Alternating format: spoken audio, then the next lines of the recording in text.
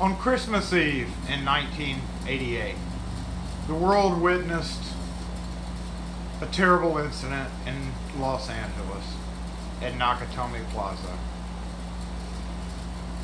A group of armed terrorists led by Hans Gruber infiltrated and took over Nakatomi Plaza with the sole intention of stealing $640 million in bearer bonds that they knew were kept in a high-security vault in Nakatomi Trading's office.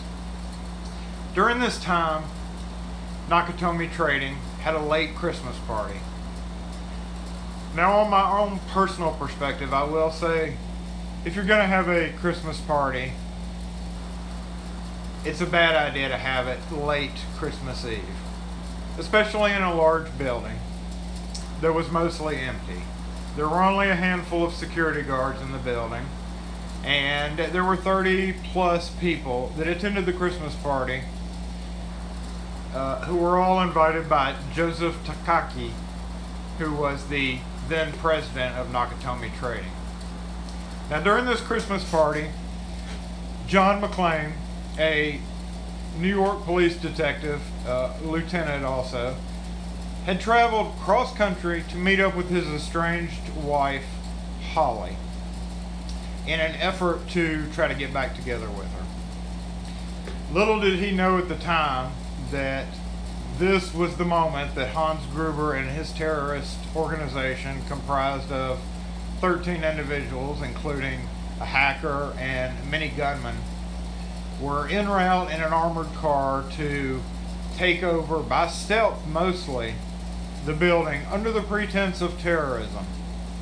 They easily took over the guards guarding the building, and at that time John McClane had already made contact with his wife, and once he discovered what was happening with the terrorist, he managed to slip away and begin an hours-long ordeal on trying to neutralize the terrorist. There was no outside indication that the building was under siege.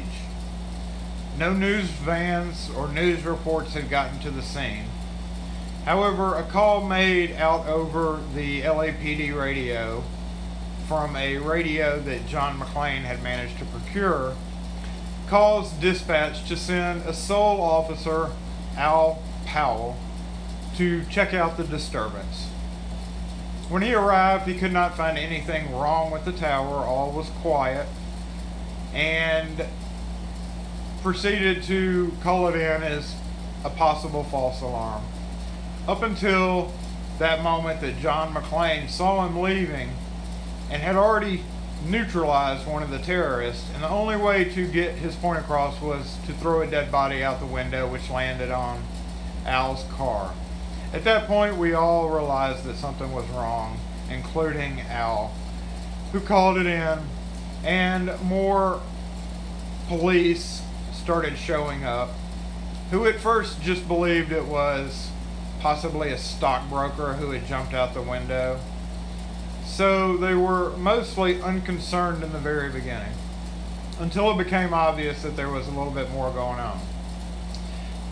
A police sergeant, I believe, was on scene, took over the scene, and instructed Powell to stop monitoring traffic with John McClane, alluding to the fact that John was part of the whole incident and may have been a terrorist himself. The decision was made by the detective, the person in charge, to send in an initial strike force on the building, regardless of Al's insistence that that would be a terribly bad idea. So let's get started in the part of the movie where they are sending in the initial strike force, or the Alpha team, who are SWAT guys, and we'll start this synopsis or case review of what happened as that initial SWAT team approached the building. Two cover formation. Okay, we're all set. Ready. Yes. Go. Right.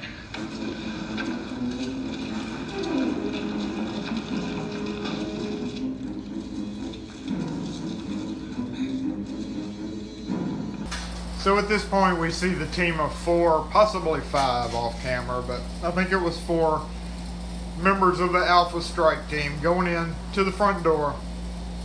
And if you'll notice in this clip how he immediately, the one that's picking the lock, immediately transitions from carrying his AR to shouldering it and having the picks out at the ready in a very quick maneuver. Congratulate him on that.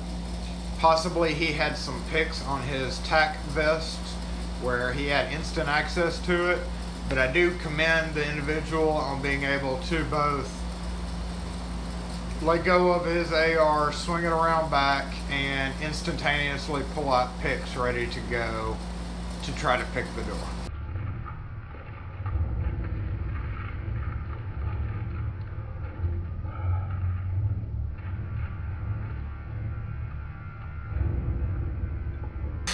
We also see in that clip that he immediately goes for the lock on the glass door. And I don't have an exact one, but from that picture, I believe that to be a Von Duprin 55 or 88. If we look at another picture on the inside of the door, we can see that there is no center mullion, which is the center bar where rim devices could latch into it. So, and no external vertical rod bars. So this is a concealed vertical rod bar. This is a Sargent version of pretty much what he was faced with. It's a little bit different, but Von Duprin made one as well. What did I do? Von Duprin made one as well. And it's this, you know, 370-60. What I think this is this mechanism right here. Now, of course, we can't really see what kind of cylinder it is, but during that time, on a big building like that, I'm gonna guess it was Von Duprin hardware, concealed vertical rod. The cylinder really could have been anything, but I'm gonna take a wild guess. It may have been Sargent or some other, you know, maybe Corbin Russ one, just kind of common on larger buildings. I doubt very seriously it was Medico. But if we also look at the inside of that door, where this thumb turn typically is kind of used on several different types of panic bars. When you unlock it, you turn your thumb turn after, you know, when you turn your key, it's going to push this to one side or another. When the cam pushes it that way, it locks the thumb turn. This is tough. When it pushes it the other way, you can turn the thumb turn, which typically engages with something on the inside of the door to release the locking mechanism. So it's very common on these for it to have an upside down keyway.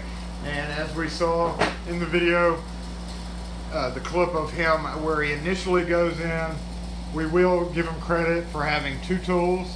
One, a tension tool, which you can see he immediately puts in there. And then we see a flash of another tool, which is presumably the pick. So at that point, he has started picking the door with 3 other guys beside him who are supposed to be on the lookout, but not doing a very good job.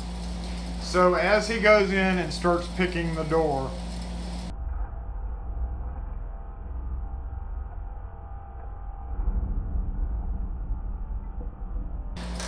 we see on the inside of the door a mechanism that I've never seen before, and it has a red mechanism, which I'm assuming means it's locked from the inside. Now, if we look at that panic bar again from the inside, again, there's no surface bars. It's concealed rod bar. And the cylinder that he's picking is right there in line with that red mechanism. And unless it's part of maybe the disabling of the alarm type system, which it almost looks like a surface applied deadbolt from where it is, but that outside cylinder that he's working on, the thumb turn, typically only activates the panic bar. So I'm not quite sure what that is. I'm assuming since it's got the red thing up, it's back then, you know, the free egress rule was more lackadaisical, and especially on buildings that have 24/7 security right there at the door. But we can see our bad guy, who is right there at the front door waiting for the entrance, kind of look over at the SWAT guy picking the door like, "What are you doing, dude? Why are you doing that?" We may never know, but as we can see in this next clip, our lockpicker SWAT guy is very dedicated to his task.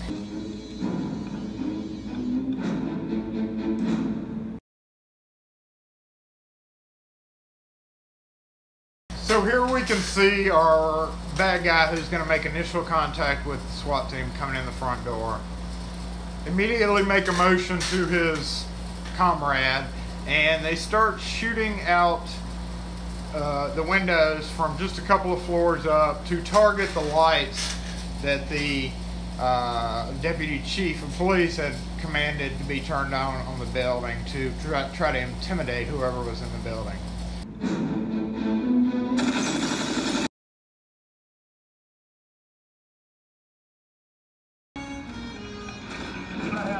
So during this whole process of about a 20-second period, our lock picker is still working on the door, trying to get in.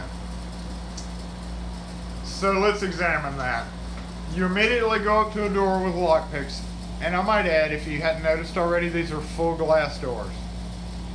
Our SWAT team member, who pulls out his lock picks and goes to work on the lock, with his teammates watching him instead of watching inside the building for threats, furiously tries to get in for 20 seconds when we pan away from them trying to get in the door, and we pan over to the detectives, who suddenly realize, after Al, the initial officer on scene, blandly tells them that they're shooting out the lights on purpose. And when the deputy chief, police chief, realizes that, he is a little bit embarrassed, but then we pan back over to our lock picker, who is still furiously picking on the lock, even though 20 seconds has gone by, minimum, where he heard glass being shot out and lights being shot out. Now that, guys, that's dedication to trying to pick a lock. It's not happening.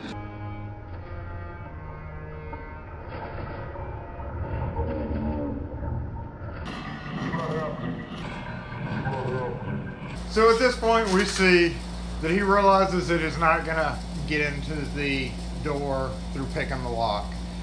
So he breaks away and says, "Not happening," obviously. So he spent about 30 seconds picking the lock, and probably could have got in with a shear point key, but we'll never know. And at that point, his fellow teammate, who was again watching him work instead of watching for any threats, calls over, I think he says Mike, who was another one of the SWAT guys, to burn it. So Mike comes around with a torch ready to go, a cutting torch, and fires it up and begins to focus his cutting torch between the two doors. Mike, burn it. So as he lights up the door and attempts to burn it, now remember again, we're working with no center moon and concealed vertical rods. And from the footage shown, presumably from the news that were on site, he was aiming his flame in the center of the doors, which with vertical rods, you know, the vertical rods lock at the top and the bottom. Using a cutting torch in the middle of the doors is not going to do anything but melt the doors and probably not let you in. Now remember, we still have glass doors. 20 seconds ago, they had heard the shooting out of the windows. At this point, most normal teams would have sacrificed a piece of glass, but no. Our SWAT guys are dedicated to getting in these doors. Now, as we all know, a simple piece of wire shoved between the two doors and hooked onto the panic bar and pull it back would have probably opened them right up. But no, our hero Mike with the torch is going to town trying to cut through the doors. And we see our bad guy finish off his Snickers bar, which if I was in his place, and it was not in this clip of the video, but where he had decided to stage was a candy counter. And in that same situation, I would have taken a candy bar too and been eating it. But anyway, as he chews on his candy bar and kind of, you know, is wondering what the hell they're doing with the cutting torch, he gets a message from Hans Gruber telling him to go ahead and start shooting, but only to wound. So, Don't be impatient. Just wound them. after the lights were shot out, the deputy chief decided to send in the car, which was an armored vehicle, which ultimately was taken out by rocket-propelled grenades that they were prepared for an assault like that. But during that time, our bad guy at the front door, while watching Mike try to cut through the door, and after getting orders from his boss Hans to shoot him, he shoots through the window, and if we slow it down a little bit, we can see that our SWAT member is still not looking into the building. He is simply watching our flamethrower guy try to cut through the door with the torch.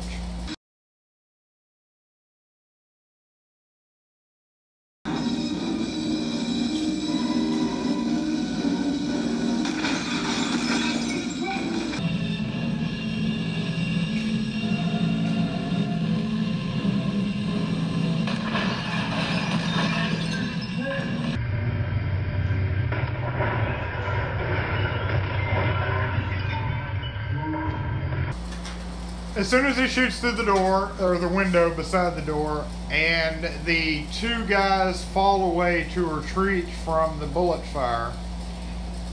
Now mind you, now this window glass is broken and can easily be stepped through.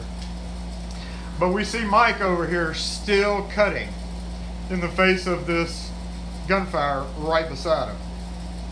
And at that point, another terrorist comes out.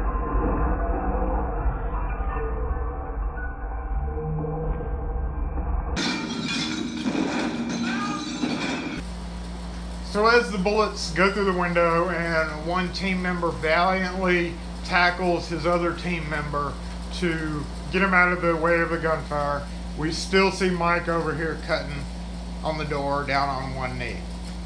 At that point, another terrorist rolls out from a hiding point up front and fires through the door, and presumably hitting Mike as he is trying to cut through the door with the torch.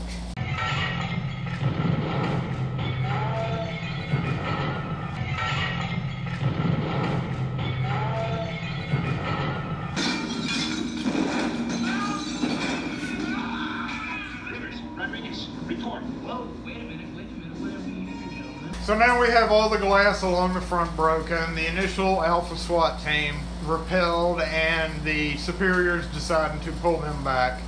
And we phase off into Theo, who was the hacker that was brought along to break into the 5-layer, I believe, safe that was upstairs, or vault.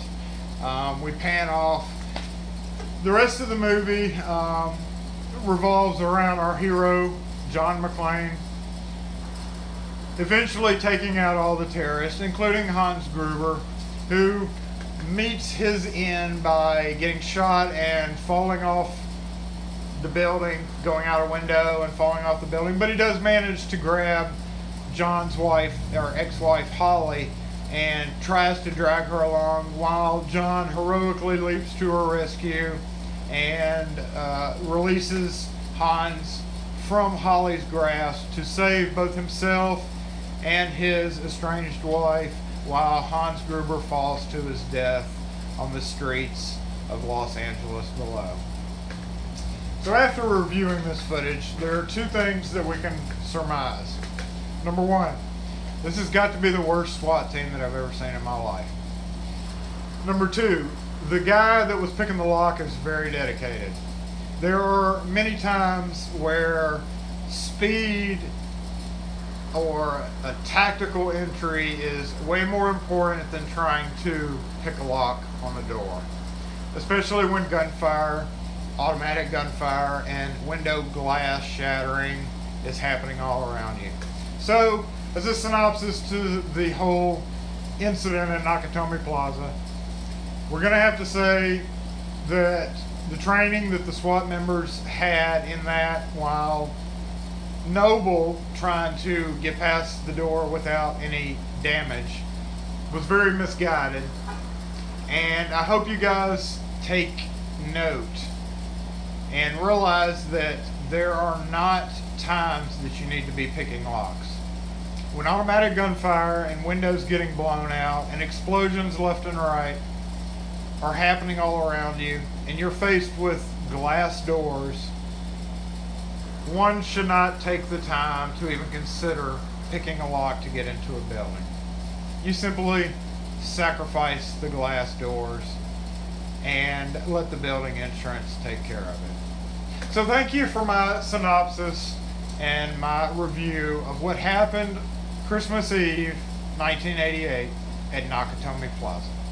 I hope you've learned an important lesson from this.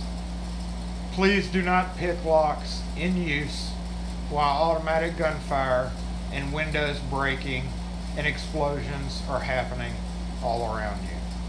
Thanks for watching, guys. If you would like to watch me review other news incidents like this, I will try my best to locate those. And it's unfortunate when terroristic events happen like this. This was probably one of our first publicized terrorist incidents. It's a tragedy what happened at Nakatomi Plaza that day. But thanks to the heroic actions of one individual known as John McClane, Nakatomi Plaza was mostly saved, and him and his wife were reunited for a short time until the next movie came along. Thank you for watching, guys. Y'all have a great day.